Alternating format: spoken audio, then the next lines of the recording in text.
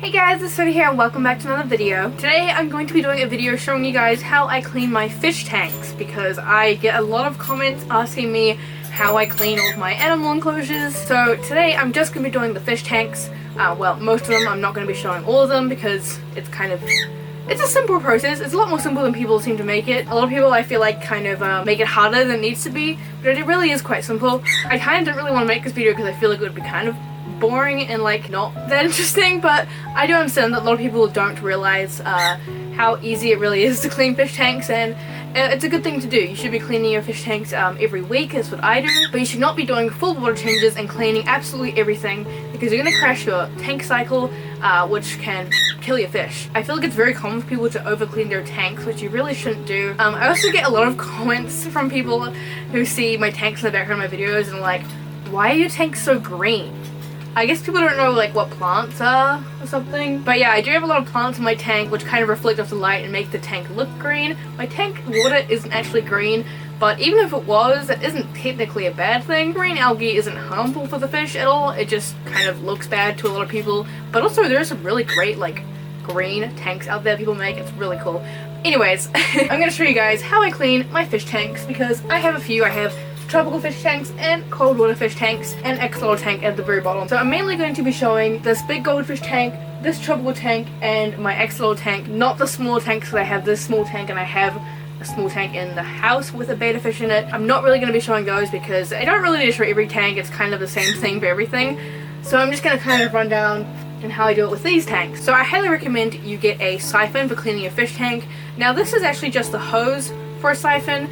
Siphons do come with this plastic piece that goes on the end which you can use. Those can be a bit easier because you don't have to like actually suck on the tube, but I'm really good at breaking siphons. I have broken like 3 of them because I keep stepping on them because I keep leaving them on the floor, which is really not a good idea. So it's really my own fault. So I just have hoses for the siphons, which is fine too. I actually kind of prefer this because siphons sometimes can be a bit too fast for me and I prefer it to not be that as fast. I have a smaller one which is a bit slower, so it's kind of just for the smaller tanks, and if I just want to get something specific, some like old food there or something like that, or some axolotl poop to suck up. And I have this big hose too, which is a bit faster, kind of more for the big tanks, to just do a quick water change, you know. Very simple, but you definitely want to get a hose like this or a siphon to do water changes because it makes everything so much easier. You can also get like automatic ones that like are electric. I've never used one of those before, but those ones are also really good. I've got the old hose and I just do the old suck trick and then put it into the bucket. I'll show you guys how I do that later. It's also how you can sometimes accidentally taste a little bit of aquarium water. It doesn't happen too often, but sometimes it does happen. Just part of it, you know. You're going to need some kind of bucket. Probably get a bigger bucket than this if you have bigger tanks. This is pretty small, so it means I have to stop, pour out water, stop, pour out water quite a lot. So if you have very large tanks, you're probably going to want to get a bigger one than this, but you do need a bucket to put the old water into. You're also going to need your dechlorinator, of course. I use the prime dechlorinator. You're going to want to add this to your fresh water going into your tank before it goes into your tank. You're also going to want a thermometer, which you should probably have anyway, just to make sure the temperature that's of the new water going into your tank is the same as the water in there, because you don't want to put your fish into temperature shock. That can be really bad for them, so that's always a good thing to make sure of. So when you're cleaning fish tanks, basically all you need to do is do a 20 to 30% water change once a week, and then you replace it with fresh water. You should not be doing full water changes because this will crash your cycle because it will kill the beneficial bacteria in your tank, which can completely ruin your cycle, which can be very harmful for your fish, and you'll have to be cycling your tank all over again, which you don't want to do. Also, you should be cleaning your filter media once or twice a month, depending on the kind of filter you have. I'm not going to show that in this video because I have already cleaned my filters just like last week, but it's pretty simple. All you really need to do is fill up a bucket with water from that aquarium that you're going to clean the filter from, and you need to clean the filter media in that old aquarium water, because if you're cleaning it from just regular tap water, you could kill off all that beneficial bacteria in the filter, and you really want to keep a lot of that in there. Again, you don't want to over clean your filter or you can crash your cycle. You only need to rinse out your filter media in old aquarium water and then pop it back in there. Some people, this may sound like a bit of work, but it's really easy. I personally find it really therapeutic to clean my aquariums, so I really enjoy it, and it's just part of keeping fish. You gotta keep them healthy and happy. Anyway, so I'm gonna show you guys me cleaning these tanks. So I'm starting with my axolotl Toothless's tank because, as you can see, her tank is a big mess. And it's usually not this messy, but I thought I'll show you guys anyway because this can be the case a lot of the time with axolotls. They can be messy. Believe it or not, I actually did a small clean of her tank like 2 days ago, and now it looks like this. I think it's because I made the food wrong that I'm giving her. I feed her Rapashi grub pie, which is like a powder that you turn into gel with water, and I think I added a bit too much water because it seems to be very messy at the moment, and sometimes she'll just spit some out that I won't notice until like the next day, and it will end up looking like this. Also, sometimes axolotls poop, and if you don't notice their poop and you don't clean it up, they will step in that poop and it will go absolutely everywhere. So that's the joy in keeping axolotls. That is the first tank that I cleaned. I'm using my little siphon tube thing. All I do is just suck on it for a few seconds before it actually goes into my mouth, obviously, and then put it in the bucket, and it just automatically keeps going. This is a bit harder to do with tanks that are low on the ground. Like this tank, it's easier to do it with tanks that are higher, so you can have more of a downwards angle on the tube, but it still works. But if you don't want to do it this way, you can just use a regular siphon, so you don't have to actually suck on it, because sometimes you do get a little bit of aquarium water in your mouth, but I'm kind of good at that now. I don't usually do that, but sometimes it just happens on accident, you know. So make sure to add your dechlorinator into the new water before it actually goes into the tank. I do mix it up a little bit in the water too, and then I add it into the tank just by doing the same method with the tube, so the flow isn't too strong for Toothless. You do have to put the bucket higher than the tank to do it this way, or it's not going to siphon properly. You can also just directly pour the water from the bucket into the tank. You just need to do it very slowly so it doesn't disturb your axolotl too much.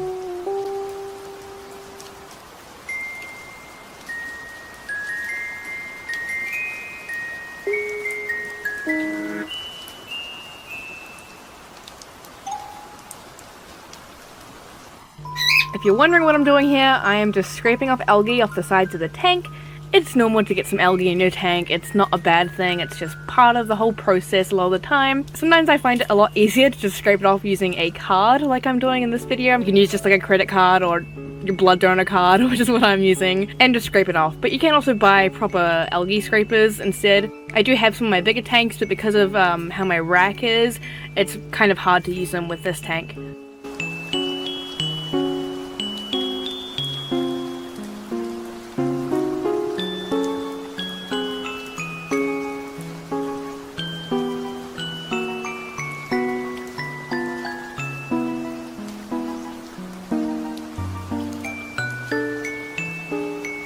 And then I gave everyone a bit of a snack, some frozen bloodworms and brine shrimp for all the fishies, and Toothless got some as well, as a wee treat. I don't often give it to her, but every now and then she can have some.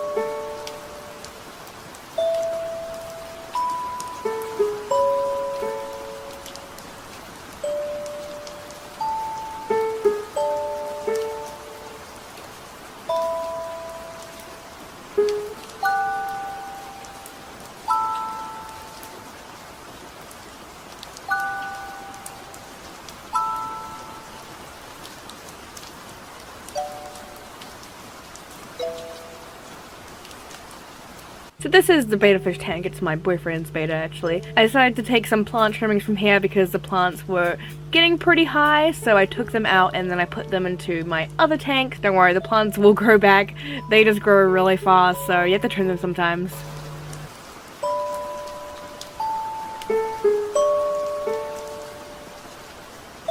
So yeah, that's pretty much it for the video. That's how I clean my fish tanks. It's pretty easy process. I enjoy it, and hopefully this video could help you if you were unsure of the proper way to clean fish tanks. Yeah, if there's anything else you want to know, feel free to ask me in the comments. And thanks for watching this video. I'll see you in the next one. Bye!